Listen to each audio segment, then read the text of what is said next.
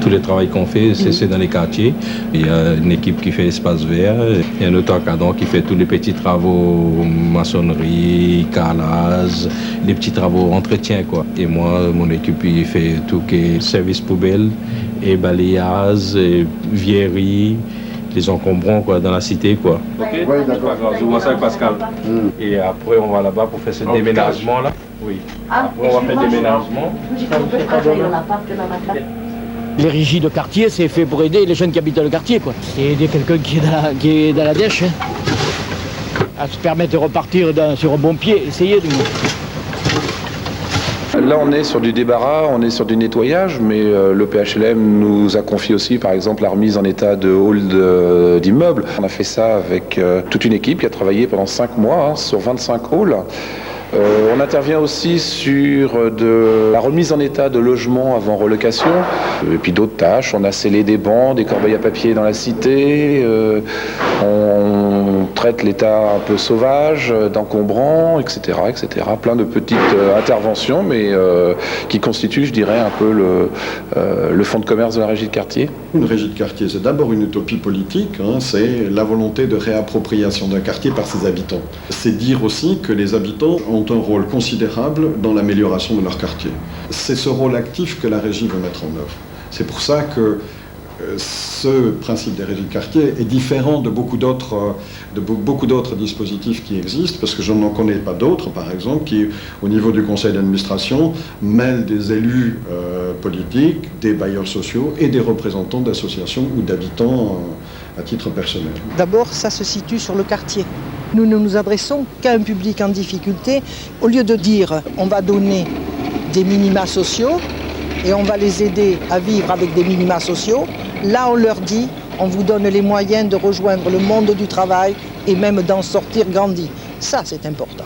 C'est peut-être ce qui, fondamentalement, représente pour moi la véritable question sociale sur un quartier. On peut faire de l'économique en ayant une pratique d'acuité sociale, ça veut dire permettre aux gens de reprendre le boulot. Donc il ne faut pas opposer les termes, à mon avis, de travailler donc sur le quartier, de travailler pour le quartier, d'être identifié comme tel également. Et je dirais que c'est le quartier au service du quartier très concrètement, pour des publics, encore une fois, qui ont des difficultés à retrouver d'emblée un emploi.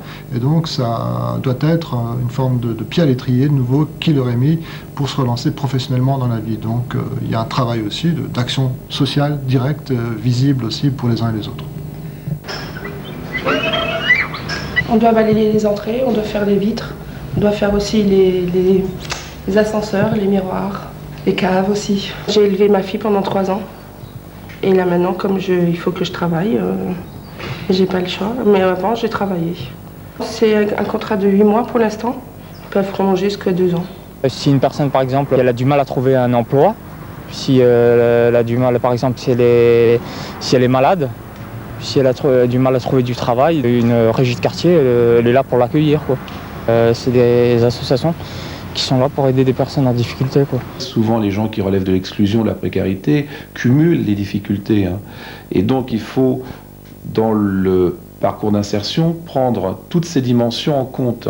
C'est-à-dire, c'est pas seulement régler le problème de la professionnalisation, c'est pas seulement régler le problème de la formation, c'est aussi peut-être résoudre par ailleurs des problèmes de santé, des problèmes de logement, des problèmes juridiques, judiciaires, des problèmes de toxicomanie.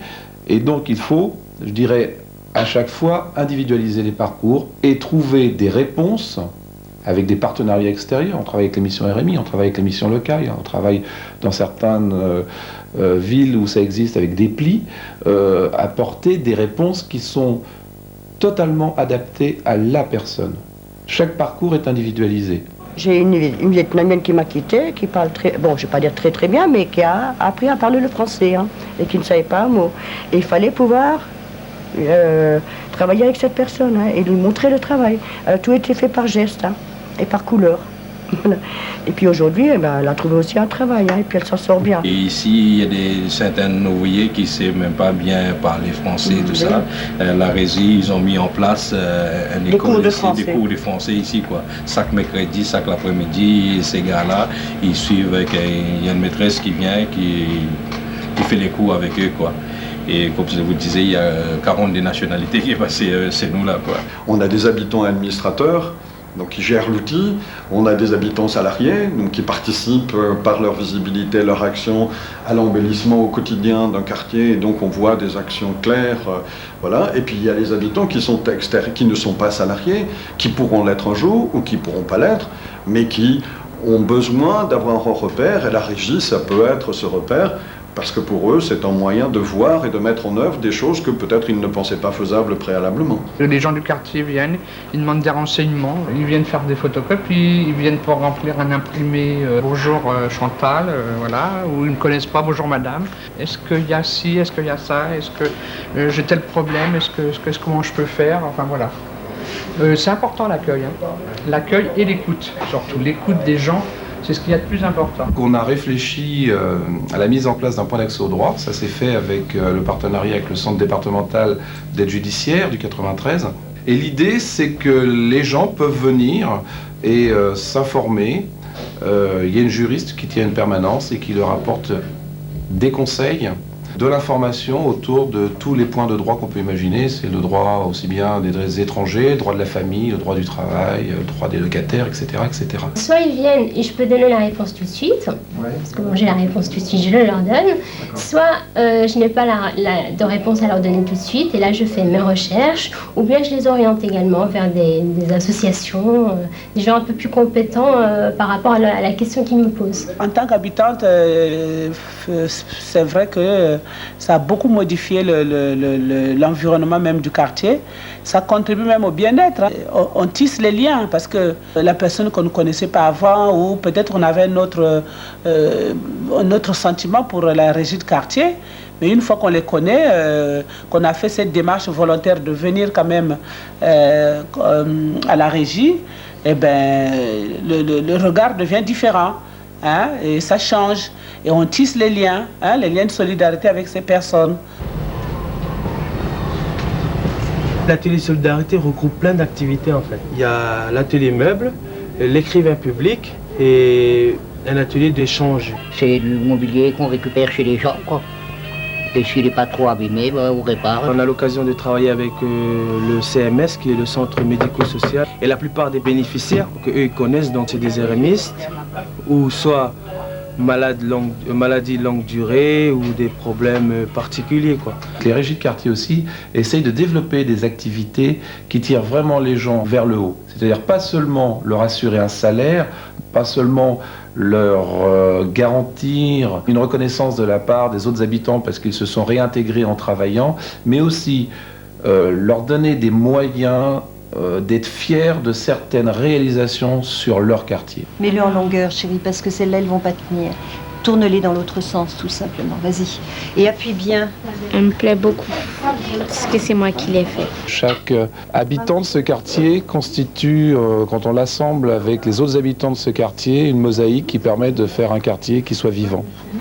En fait, la mosaïque, c'est pas seulement une représentation esthétique, c'est aussi pour nous toute une symbolique. Ça a été quelque chose de fabuleux puisque l'atelier de mosaïque s'est mis en place, qu'il y a eu un concours achat, qu'ils ont obtenu le premier prix.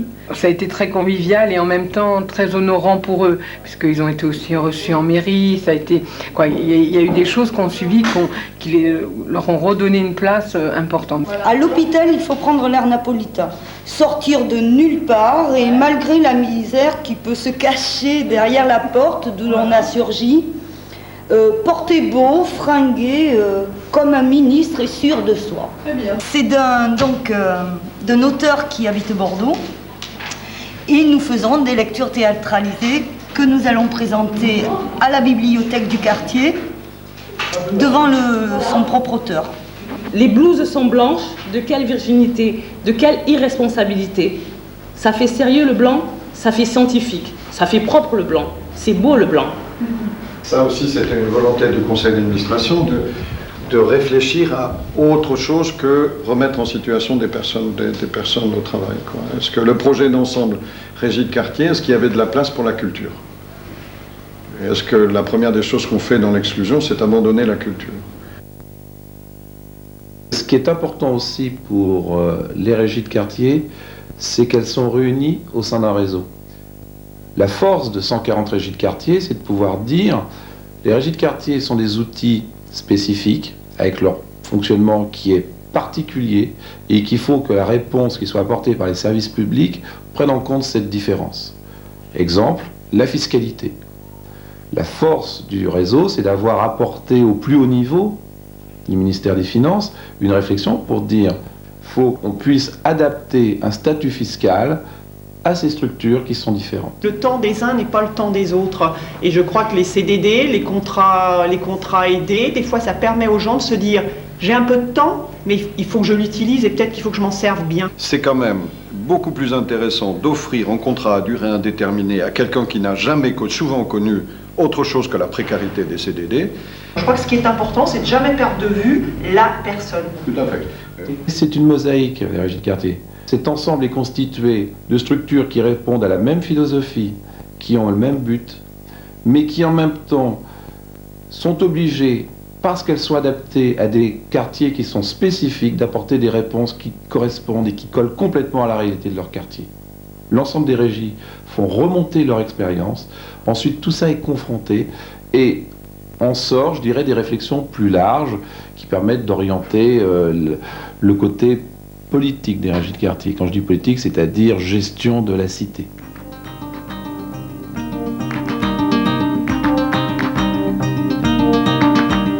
Qu'est-ce que c'est que la mosaïque? Avec des matériaux qu'on prend, qui sont aussi divers qu'on a sous la main, on arrive à recréer quelque chose qui est autre chose.